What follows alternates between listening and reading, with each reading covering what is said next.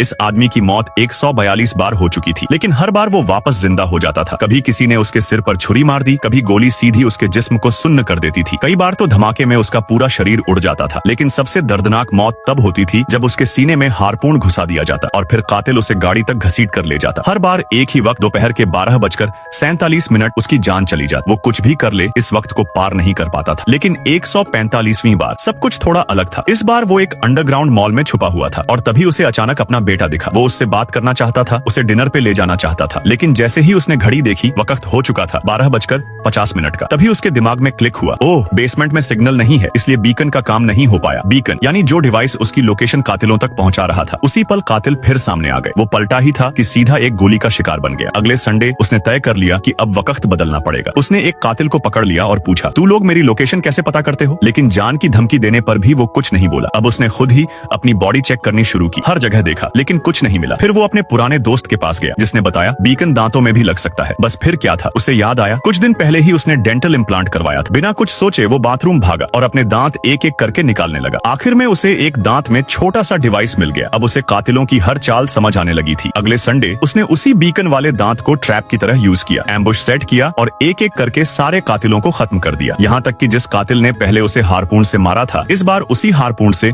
वो खुद घसीट के ले जाया गया। अब छोटे मोटे कातिलों से निपटने के बाद उसने लीडर का पीछा शुरू किया। लीडर था एक फिजिक्स रिसर्च बेस में। पहली बार उसने सीधा कार से बेस में टक्कर मारी, दूसरी बार अंदर घुसा लेकिन गार्ड्स ने रोक लिया। लेकिन ट्विस्ट ये था कि कार में असल में वो था ही नहीं।